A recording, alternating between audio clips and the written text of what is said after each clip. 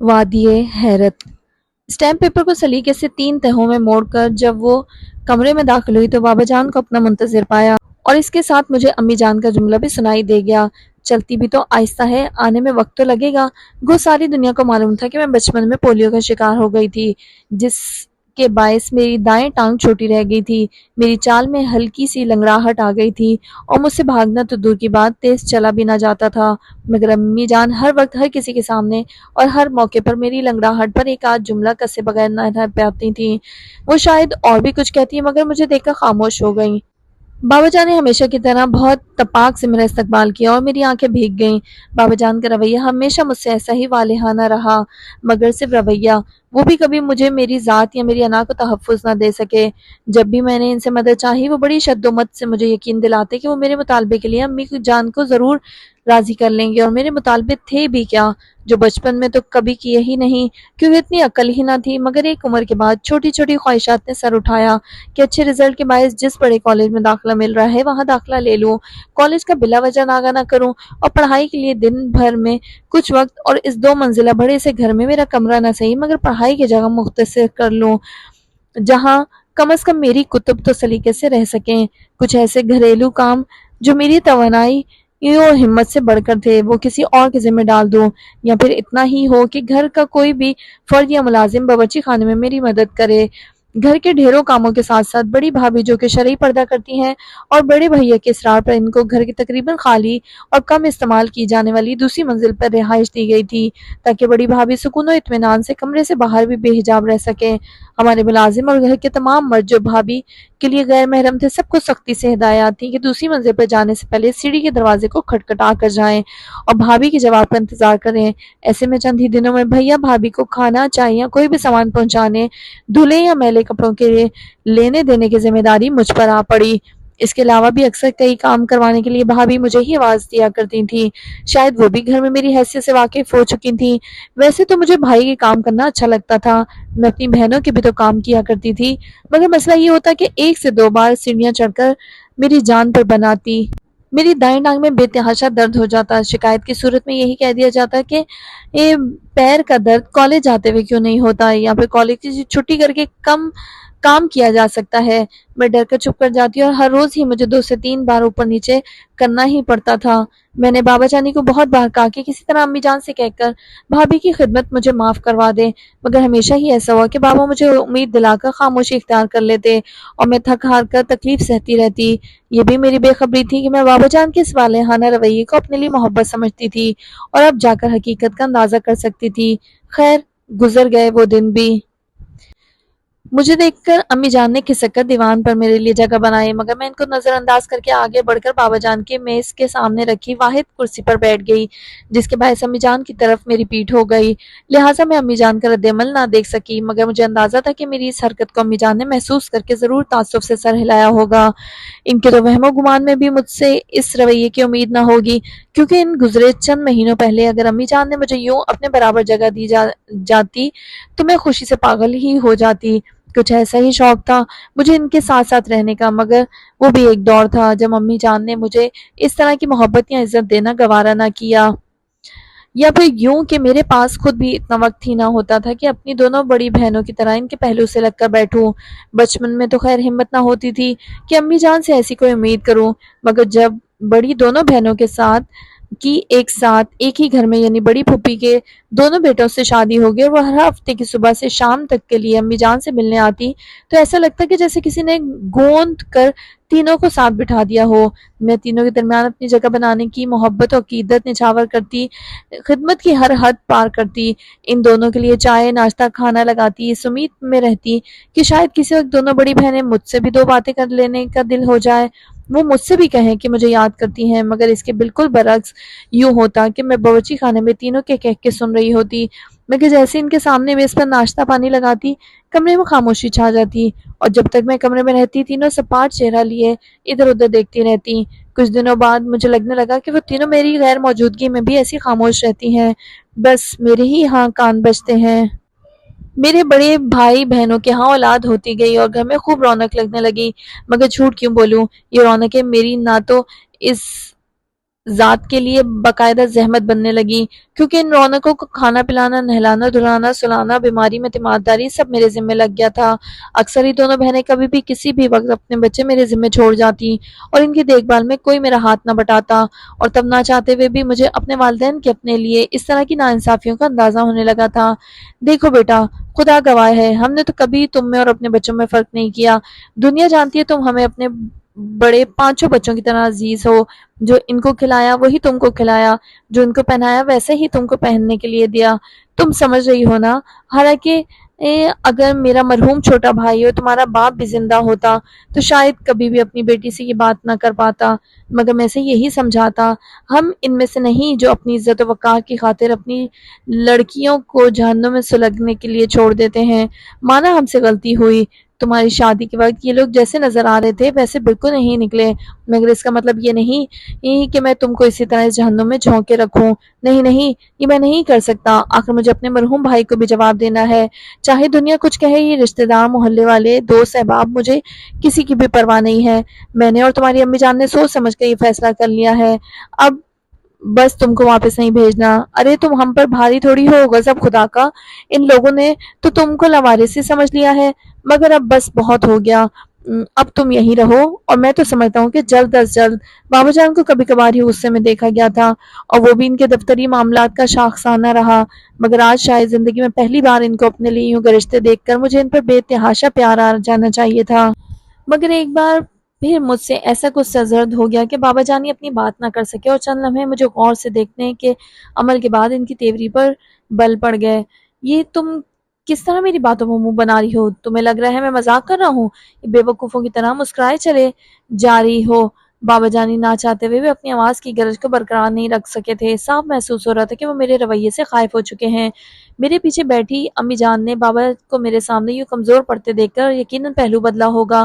یہ کوئی بہت پرانی بات نہیں کہ بھول جاؤں، جب تمہارے لیے یہ رشتہ آیا تھا تب تم نے ہی تو کہا تھا کہ تم کو یہ لوگ پسند نہیں آ رہے اور تم آگے پڑھنا چاہتی ہو اور ہمیں چھوڑ کر جانا نہیں چاہتی۔ کتنا روئی تھی تم، یاد ہے نا؟ بس ہم سے ہی غلطی ہو گئی۔ دراصل کچھ رشتہ داروں اور میل ملاپ والوں نے ہمارے گھر میں تمہاری رہائش اور تمہارے مستقبل پر رائے زنی شروع کر دی تھی، اور ایسے مشہور کرنے لگے تھے جیسے ہم تمہارے تایا تائی نہیں بلکہ دشمن ہو۔ لہٰذا میں نے ہی تمہاری خواہش کو رد کر کے تمہارے بابا جان سے کہا کہ جو بھی رشتہ آ رہا ہے، جیسا بھی آ رہا ہے، آپ بس اس کی شادی کر کے اس سے رخصت کریں۔ میں جانتی ہوں تم نے تو یہی سمجھا ہوگا کہ اس میں ہمارا مقصد تمہارے مرحوم باپ کی جائیداد ہڑپ کرنا تھا، بلکہ دیکھو نا، اچھا ہی ہوا کہ ہم نے اس وقت تمہاری شادی سادگی سے کر کے رخصت کر دیا تھا۔ ان لوگوں کو اگر پتہ چل جاتا کہ تم پیسے والی ہو تو ابھی تک تو تم سے بہت کچھ لکھوا چکے ہوتے، اور پھر اب جب کہ ہمیں اپنی غلطی کا اندازہ ہو گیا ہے اور تمہارے بابا جان تمہاری ہی خواہش کے مطابق فیصلہ کر رہے ہیں تو ایسا رد عمل کیوں دکھا رہی ہو؟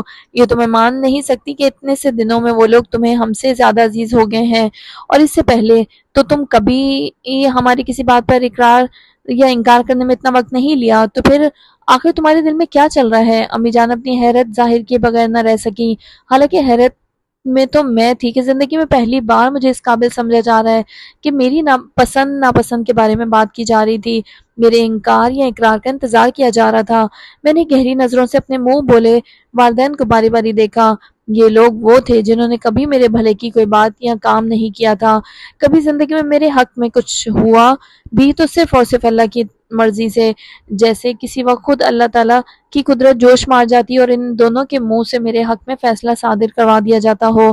ایسا ہی ایک فیصلہ میری شادی کا تھا۔ وہ خاندان جس کو غریب، نادار، بیکار سمجھ کر، اور وہ لڑکا جس کو کمتر، ناکام اور نااہل سمجھ کر مجھے روانہ کیا گیا تھا، ان چند ہی مہینوں میں معاشرے میں کافی بہتر انداز میں اپنی جگہ بنا رہا تھا۔ میرے سسر صاحب کی برسوں سے عدالتی کارروائیوں میں پھنسی پرکھوں کی جائیداد ان کو واپس مل چکی تھی۔ میرے شوہر کی نوکری ایک اچھی اور بڑی فرم میں ہو گئی تھی۔ میری نند کا ناراض شوہر اپنی بیوی کو عزت سے واپس لے جا چکا تھا، اور میرا دیور CSS کے امتحان میں اچھے نمبروں سے پاس ہو گیا تھا۔ ایک کے بعد ایک خوشخبری کی مٹھائیاں بانٹتے میری ساس صاحبہ جس سے بھی ملتی میری ہزار بار تعریف کرتی جاتی اور ہر بار احسان کی وہ کہانی ضرور سناتی کہ کس طرح جوانی میں میرے مرحوم والد نے سسر صاحب کی مشکل وقت میں جان اور پیسے سے ان لوگوں کی مدد کی تھی۔ حالانکہ اس گھر میں ان سب کے درمیان چند ہی دن رہ کر مجھے اندازہ ہو گیا تھا کہ اس ذرا سے احسان کے بدلے مجھ جیسی کو اپنی خوش شکل صحت مند اور توانا بیٹے کے لیے پسند کر کے انہوں نے دراصل مجھ پر احسان کیا تھا۔ اس قدر گرمی ہے اس پر ان پرندوں کو دیکھو کہ سب کے سب اسی اے سی والے کمرے میں گھسے بیٹھے ہیں اور تم باورچی خانے میں جھونکا ہوا ہے، اوپر سے اپنی پیاری بیٹی کو بھی بلا کر بٹھایا ہوا ہے۔ ارے تبھی تو اس کا شوہر ناراض رہتا تھا، 4 دن سکون سے سسرال میں گزارتی نہیں کہ بھاگ کر کے آ جاتی ہے، اور بھائی اب تو مفت کی نوکرانی جو ملی ہوئی ہے سارے کام تو جیسے خود بخود ہو جاتے ہیں۔ ارے میں جانتی ہوں پورے گھر کی ذمہ داری تم پر ڈال کر سب مزے کر رہے ہیں۔ میں امی جان کے اپنے لیے ہمدردی کے الفاظ سن کر مسکرا کر گویا ہوئی۔ شادی کے چند دنوں بعد ہی میری فرمائش پر سسر صاحب نے اپنی کتب کی الماری سے مجھے ایک کتاب پڑھنے کے لیے دی۔ وہ ایران کے صوفی فلسفی شاعر فرید الدین عطار کی کتاب منتقل تیر تھی۔ دراصل اس کتاب کا مقصد قاری کو فلسفہ حیات دینا تھا۔ اس کتاب کی رو سے ہر زیرو جو سمجھنے سوچنے کی صلاحیت رکھتا ہے اور محبت میں مبتلا ہوتا ہے تو اپنی پوری زندگی میں 7 طرح کے حالات سے گزرتا ہے۔ ان حالات کو مختلف وادیوں کے نام دیے گئے تھے۔ ان 7 وادیوں میں ایک وادی حیرت تھی۔ محبت کی اس وادی میں پہنچ کر ہر بات ہر چیز حیران کرنے لگتی ہے۔ ہر طرف ہر وقت ایسا کچھ ہوتا ہے جو پرانی اور سیکھی ہوئی ہر بات کی نفی کر دیتا ہے اور نئے سرے سے سب کچھ سیکھنا پڑتا ہے۔ میں اپنے والدین کے سامنے آج تک اس قدر اعتماد اور اطمینان سے بیٹھ کر اس طرح کی باتیں نہ کر سکی تھی۔ مجھے خود پر حیرت بھی ہو رہی تھی اور فخر بھی۔ میں نے چند لمحے سانس لینے کے دوران رک کر بابا جان اور امی جان کو بغور دیکھا۔ آج وہ دونوں میرے آگے دم سادے بیٹھے تھے۔ میں نے شادی کے چند ہی دنوں میں وادی حیرت کے کئی چکر کاٹ لیے۔ مجھے زندگی میں پہلی بار خاندان میں باہمی ہمدردی، محبت، انسیت، انسانیت اور کئی طرح کے ایسے جذبوں کا پتہ چلنا شروع ہوا۔ مجھے پتہ چلا کہ ایک باپ اپنے بچوں کو کس طرح آگے بڑھنے کی ہمت دیتا ہے، نئی راہ دکھاتا ہے۔ ایک ماں کیسے اپنے تمام بچوں میں تفریق کیے بغیر سب کو ایک جیسی محبت دیتی ہے اور بھائی بہن کے درمیان محبت کا جذبہ بیدار کرتی ہے۔ چھوٹا بھائی کیسے اپنی محدود آمدنی میں اپنی سگی بہن کے ساتھ اپنے بڑے بھائی کی بیوی کے لیے بھی چھوٹے موٹے تحائف لاتا ہے۔ نند کسی طرح بھابھی کے ساتھ ہر کام میں ہاتھ بٹاتی ہے۔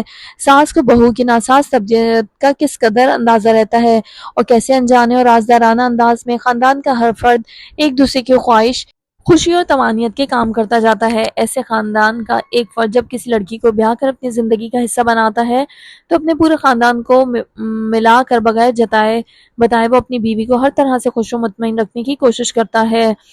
امی جان، آپ کو اس دن مجھے باورچی خانے میں کام کرتے دیکھ کر افسوس ہوا، مگر میں افسردہ بالکل نہیں تھی کیونکہ وہ ایک خوشی کا دن تھا۔ دیور کو ایک بڑا سرکاری عہدہ ملنے کی خبر ملی تھی اور پورا خاندان مل کر اس خوشی کو منانا چاہتا تھا۔ نند اپنے شوہر کے ساتھ دن میں جا کر اپنے چھوٹے بھائی کے لیے کچھ تحائف لائی تھی۔ ساس صاحبہ اور سسر صاحب اپنے بیٹے کو مسلسل پیار بھری نصیحتیں کر رہے تھے اور شوہر صاحب آفس سے جلدی چھٹی لے کر آنے کا کہہ کر گئے تھے۔ میں نے بھی اپنی خدمات پیش کی کہ آج دوپہر کا کھانا دیور کی پسند کا میں بناؤں گی، کیونکہ مجھے معلوم تھا کہ آج اگر اپنی مرضی اور خوشی سے میں گھر میں کام زیادہ کر لوں گی تو اگلے دن مجھے میری ساس صاحبہ ضرور آرام دیں گی۔ حالانکہ آج کل میری یونیورسٹی 2 ہفتوں کے لیے بند ہے۔ جی ہاں امی جان، میرا جابر اور چالاک سسرالیوں نے مجھے بہت چاؤ سے یونیورسٹی میں داخلہ دلوایا ہے، تو ان چھٹیوں میں بھی میرے حصے کے کام میں کوئی اضافہ نہیں ہوا۔ ہاں، میرے امتحان چل رہے ہوتے ہیں تو مجھ سے میرے حصے کے کام بھی نہیں لیے جاتے۔ میں تھک جاتی ہوں یا پاؤں کی تکلیف میں مبتلا ہوتی ہوں تو بھی سست کاہل یا کام چور جتانے کے بجائے سارا دن آرام کرنے کا کہا جاتا ہے۔ اصل بات تو یہ ہے کہ جو محبت، خلوص اور اپنائیت مجھے آپ لوگوں سے ملنی چاہیے تھی، اس کے نہ ملنے کا اندازہ مجھے سسرال میں جا کر ہوا۔ آپ لوگ اس بات پر پریشان نہیں ہیں کہ میں پریشان ہوں، بلکہ اس بات سے پریشان ہیں کہ میں پریشان کیوں نہیں ہوں۔ مجھے ان چند ہی مہینوں میں پتہ چلا کہ ماں باپ بہن بھائی کے لیے بھاگ بھاگ کر کام کرنے میں کوئی حرج نہیں ہے، کیونکہ محبت، خلوص، انسیت اس طرح بھی دکھائی جاتی ہے، اور جہاں یہ اعتبار کروایا جائے کہ محبت کا جواب محبت سے ہی ملے گا تو چاہے وہ سسرال ہی کیوں نہ ہو سکے، ماں باپ بہن بھائی کی جگہ ساس نند دیور ہی کیوں نہ ہو، ان کی خوشی کے لیے جی جان ایک کرنے میں بالکل بھی کوئی حرج محسوس نہیں ہوتا۔ میں نے رک کر تایا تائی کو دیکھا۔ ان لوگوں کو کبھی میں بڑے چاؤ اور محبت سے اس طرح بچوں کی طرح بابا جان اور امی جان پکارتی تھی، مگر ان لوگوں نے مجھے کبھی اپنی اولاد کے برابر نہیں سمجھا۔ شاید آج کے بعد میں ان لوگوں سے ایک بیٹی کی طرح ملنے بھی نہ آ سکوں، لہٰذا ضروری تھا کہ ان کو مکمل طور پر آئینہ دکھا کر جاؤں۔ میں نے اپنے ہاتھ میں پکڑا اسٹیمپ پیپر تایا جی کی طرف بڑھاتے ہوئے کہا، تایا جی اور تائی جان، آپ لوگ جس بات سے گھبرا رہے ہیں وہ میرے سسر صاحب اور شوہر صاحب مجھے یہاں سے بھیجنے سے پہلے ہی سمجھا چکے ہیں۔ بقول میرے سسر صاحب، اگر ان کے پرکھوں کی جائیداد نہ بھی ملی تو بھی وہ کبھی میرے ذریعے آپ لوگوں سے میرے مرحوم والد کی جائیداد کا حصہ مانگنے کا نہ کہتے۔ شاید آپ لوگوں کو اس بات کا خوف ہے کہ اب کیونکہ میرے سسرال والے باحیثیت ہو چکے ہیں، شاید آپ سے باقاعدہ عدالتی کارروائی کے ساتھ جائیداد نکلوا لیں گے، لہٰذا اس اسٹیمپ پیپر پر میں نے آپ کو اپنے مرحوم والد کی جائیداد رکھ لینے کا لکھ دیا ہے، اور اس پر گواہان کے طور پر سسر صاحب اور شوہر صاحب کے دستخط بھی موجود ہیں۔ تایا جی کو جلدی سے اسٹیمپ پیپر میرے ہاتھ سے لے کر پڑھتے دیکھ کر مجھے تھوڑی تکلیف ہوئی۔ شاید دل میں امید باقی تھی۔ اتار کی 7 وادیوں میں آخری وادی عشق ہے، جہاں پہنچ کر انسان دنیا کی دولت و آسائش سے بے پرواہ ہو جاتا ہے اور صرف محبت کرتا ہے۔ اسٹیمپ پیپر پڑھ کر تایا جی خود بخود دم بخود ہو گئے اور مجھے تکنے لگے۔ میں ایک بار پھر مسکرا دی۔ میں اس دور سے گزر چکی تھی، لہٰذا اچھی طرح تایا جی کی حالت سمجھ رہی تھی۔ وادی حیرت اب ان پر طاری ہو چکی تھی۔